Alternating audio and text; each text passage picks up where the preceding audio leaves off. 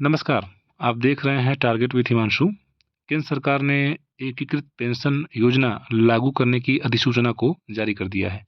आइए भारत का यह राजपत्र देख लेते हैं, जिसमें इसकी जानकारी दी गई है, जो कि 25 जनवरी 2025 को प्रकाशित हुआ है। अधिसूचना दिनांक 24 जनवरी 2025 की है और यहाँ पर यह कहा गया है कि केंद्र सरकार के कर्मचारियों के लिए राष्ट्रीय पेंशन प्रणाली के अंतर्गत एक विकल्प के रूप में एकीकृत पेंशन योजना जो आपकी है, उसे शुरू करने का निर्णय लिया गया है।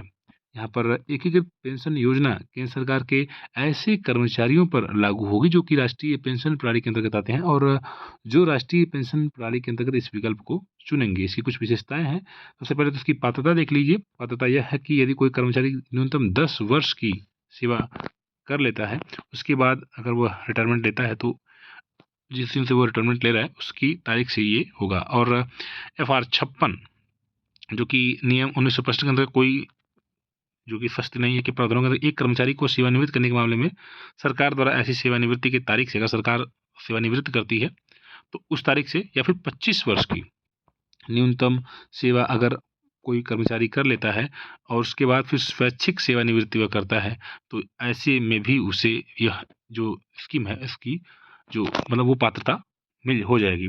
और इसके अलावा अगर उसे सेवा से हटा दिया जाता है या बर्खास्त कर दिया जा रहा है या कर्मचारी का इस्तीफा हो जा रहा है यहाँ पर, तो ऐसे मामले में सुनिश्चित भुगतान उपलब्ध नहीं होगा। यहाँ पर एकीकृत पेंशन योजना लागू नहीं होगी। आपने कम से कम 25 वर्ष की सेवा प्राप्त कर ली है या अगर आपने न्यूनतम 10 वर्ष की सेवा प्राप्त कर ली है और उसके बाद भी अगर आपको सरकार रिटायर कर दे रही है 10 वर्ष के बाद की सेवा करने के बाद, तो फिर यहाँ पर आप उसके एलिजिबल होंगे।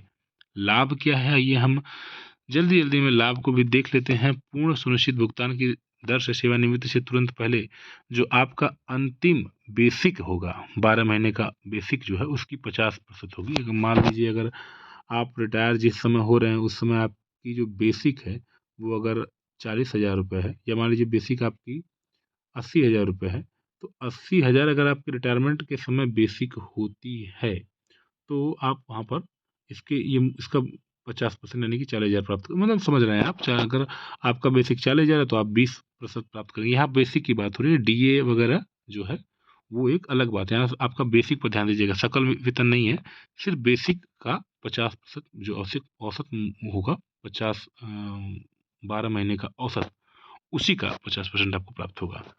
कम अगर आपने सेवा आपकी अवधि है जैसे 25 वर्ष आपने नहीं कर पाई, आपने 24, 23, 22 कर दी, तो उसी अनुपात में आपका भुगतान स्वीकार्य होगा। 10 साल या उससे अधिक की सेवा अगर आपने दी है तो सेवानिवृत्त होने पर प्रतिवर्ष 10,000 रुपये का न्यूनतम भुगतान होगा। यानी कि जो ये कहा जा रहा था कि जो मिनिमम नहीं तय किया गया है, वहाँ पर स्पष्ट है कि 10,000 रुपये कम से कम आपको मिलेंगे। इसके अलावा न्यूनतम 25 वर्ष की सेवा कर लेने के पश्चात स्वैच्छिक सेवानिवृत्ति लेते हैं तो सुनिश्चित भुगतान उस तारीख से आपका शुरू होगा जिस तारीख से कर्मचारी रिटायरमेंट लेता। जैसे मान लीजिए आप 55 साल पर ही आप रिटायरमेंट ले रहे हैं, तो आप 60 साल पर जब हो जाएंगे तब से आपका वो भुगतान शुरू होगा। ये भी बात यहाँ पर कही गई है। और उसके बाद ये है कि रिटायरमेंट के बाद अगर धारक की मृत्यु हो जा रही है तो उनकी मृत्यु के तत्काल पूर्व जो भुगतान धारक को जो भी वेतन मिल रहा था उसका 60% कानूनी रूप से उसकी अगर वो पति या पत्नी की कंडीशन होगी अपनी,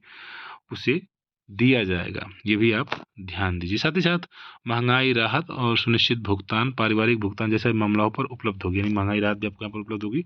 महंगाई राहत जो है सेवारत कर्मचारियों पर लागू महंगाई भत्ते की तरह ही की जाएगी। महंगाई राहत केवल भुगतान शुरू होने पर ही दे होगी। अभी आप ध्यान दीजिएगा। तो ये तमाम चीज़ें हैं। अर्हक सेवा के प्रत्येक पूर्ण 6 महीने के लिए मासिक परिलब्धि यानी मूल वेतन और महंगाई भत्ता की 10% की दर से अधिवस्था पर एक मुश्त भुगतान की अनुमति दी जाएगी।